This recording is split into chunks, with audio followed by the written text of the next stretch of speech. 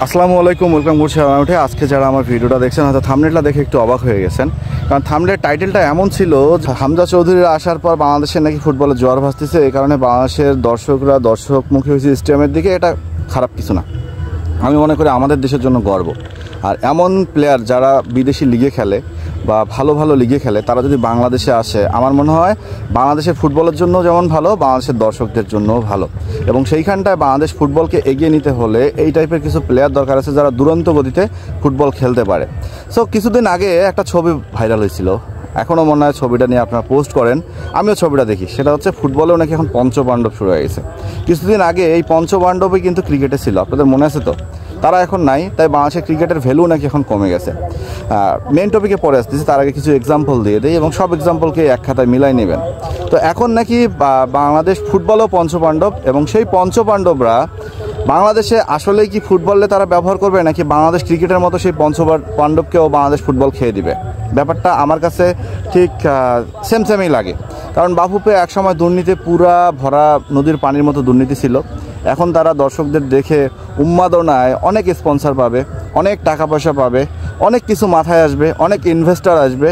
সব কিছু নিয়ে বাফুফে এই লোভটা সামলাইতে পারবে তো? একটু মনে রাখেন। দ্বিতীয়ত, আজকে যারা আমার টাইটেলটা দেখছেন বা যারা আমার থাম্বনেলটা দেখছেন, যাদের ছবিগুলো আমি লাগাইছি, এই ব্যক্তিরা কিন্তু ক্রিকেটের নাকি আত্মা, জান প্রাণ মন সব। আপনারাও তো জানেন, আপনারাই তো পোস্ট করেন, আপনারাই তো কমেন্ট করেন। তো এই মানুষগুলো কিন্তু এখন চলে গেছে ফুটবলের দিকে। এখন এরা ফুটবলের কোনো সুদিক তুলবে কিনা আমি জানি না, বা ফুটবলে কোনো সুনাম তুলবে কিনা আমি জানি না। এরা সবসময় যে দিকটা নেগেটিভ সেই দিকটাই দর্শকের সামনে আনবে, যে দিকটা ভুয়া সেই দিকটা দর্শকের সামনে আনবে, দর্শককে খেপাবে। এরপর ক্রিকেট থেকে যেমন অনেক দর্শককে তারা বিচ্ছিন্ন করে দিছে, এই ঘটনাটাই ঘটাবে। এতে লাভ কি? তাদের ভিউজ বাড়বে, তাদের চ্যানেলের গ্রোথ বাড়বে, তাদের রিচ বাড়বে, তাদের এঙ্গেজমেন্ট বাড়বে, সেই সাথে পয়সাটা অনেক বাড়বে। এই মানুষগুলোকে থেকে আপনারা সাবধান থাকবেন। আমি মানুষগুলোর নাম বলতেছি না, আপনারা হয়তো সেই মানুষগুলোকে অলরেডি বুঝে গেছেন যে এখন দেখতেছে বাংলাদেশ ক্রিকেটটা একটু ডাউন, মাস ক্রিকেটের দুঃসময় চলতেছে, যেখানে স্পন্সর সংকট বাংলাদেশের, যেখানে বাংলাদেশের অনুশীলন চলে সেখানে গণমাধ্যমে ভিড় নাই। মানে বিভিন্ন টপিকে এখন কিন্তু আমি গণমাধ্যমে পোস্টগুলো দেখতেছি বা সোশ্যাল মিডিয়ায় পোস্ট দেখতেছি, যে পোস্টগুলো আমার মনে হয় বাংলাদেশ ক্রিকেটের জন্য ক্ষতিকর। ভাই, আপনারা বাংলাদেশ ক্রিকেটকে ফলো না করেন, বাংলাদেশ ক্রিকেট নিয়ে নিউজ করবেন না, বাংলাদেশের ক্রিকেটারদের নিয়ে কথা বলবেন না, ওকে ফাইন। কিন্তু ভাই, এইসব ভণ্ডামি নিউজগুলো কেন করতেছেন? আমার মনে হয় বাংলাদেশ ক্রিকেটাররা একটা সময় কথা বলছিল যে সাংবাদিকরা না থাকলে আমরা ভালো খেলবো। আমার কাছে মনে হয় এই সাংবাদিকদের প্রেশারটা বাংলাদেশ ক্রিকেটাররা ভুলে যাচ্ছে, বাংলাদেশের ক্রিকেটার থেকে চাপে যাচ্ছে। দেখবেন বাংলাদেশের ক্রিকেটাররা এখন ভালো খেলবে, বাংলাদেশের সুদিন ফিরবে।